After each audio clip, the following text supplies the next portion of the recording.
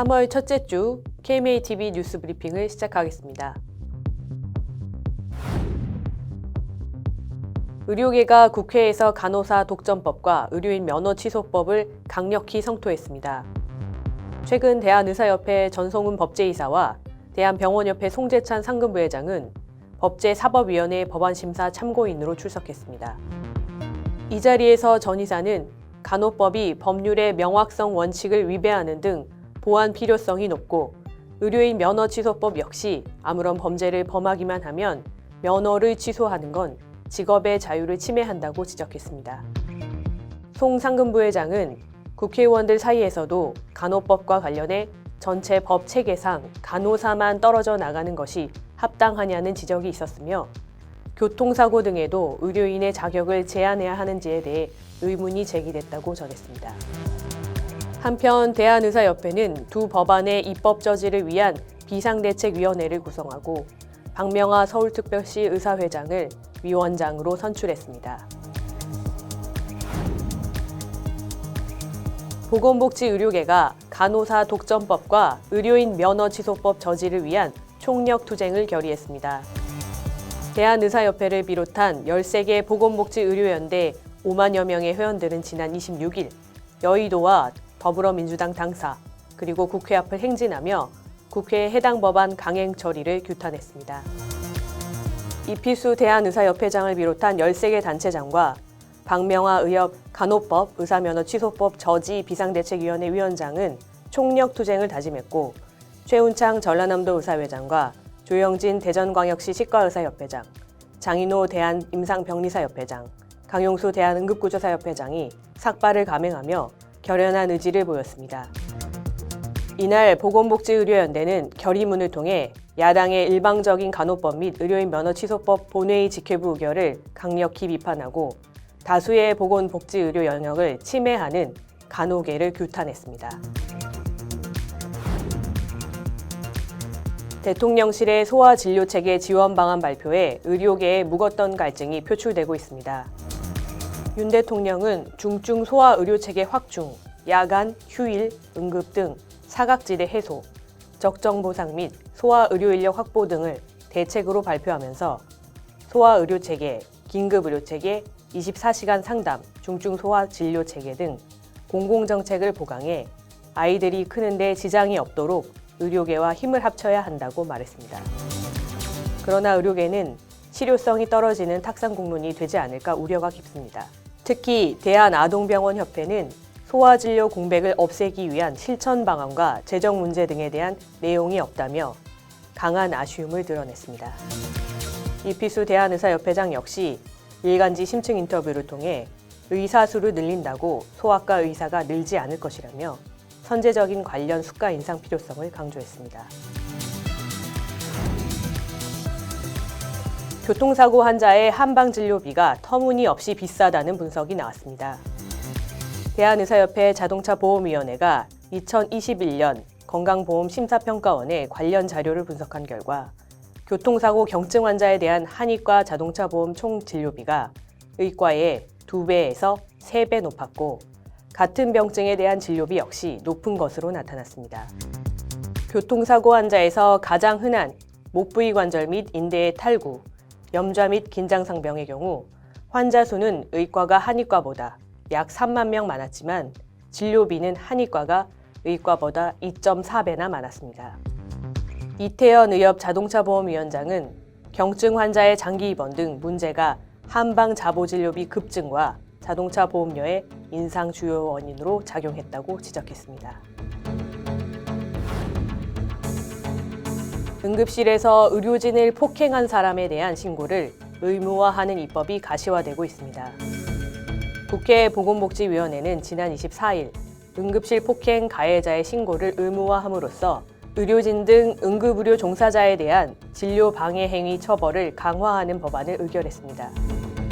복지위는 또 불법 사무장병원과 면허 대여 약국 개설 금지 조항을 명시해 부당이득금 환수를 보다 쉽게 하는 법안도 함께 의결했습니다.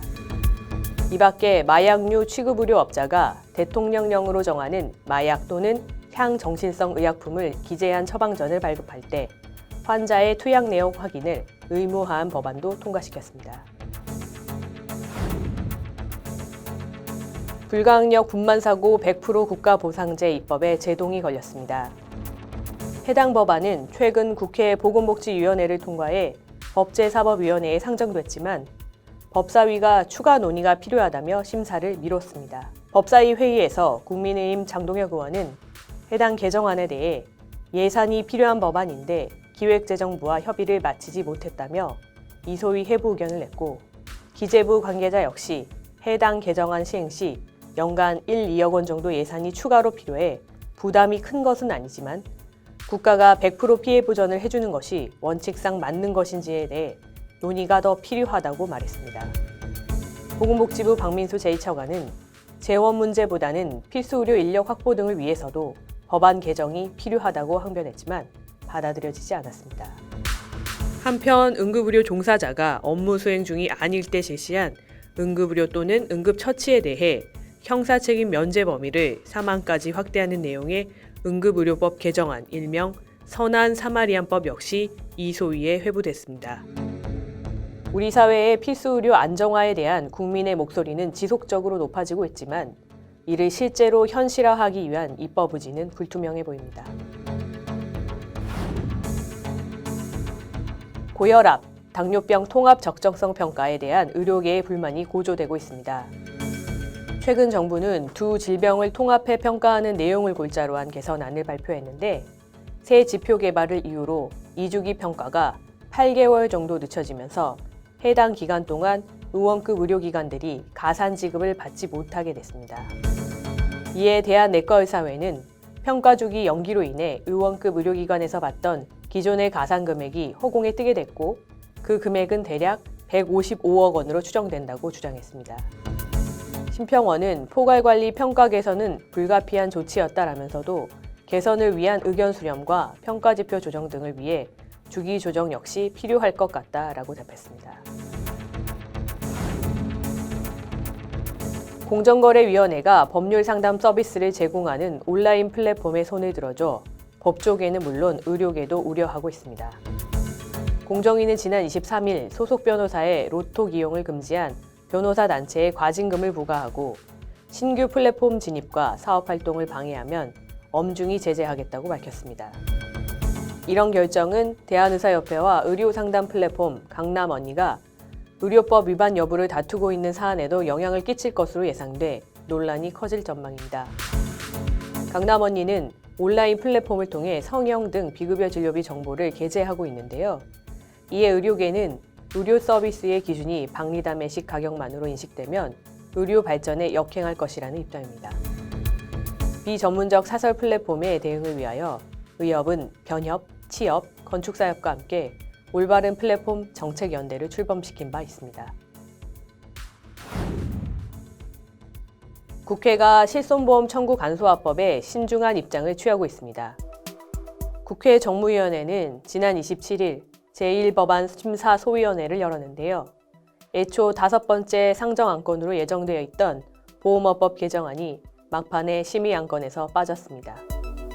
의료계는 소위 알몸 정보라 할 수 있는 민감 개인정보인 진료와 관련된 의료기록을 특정 기관에 대규모 집적하고 이를 보험사들이 공유했을 때의 정보 보안과 환자의 피해를 지속 우려하고 있습니다.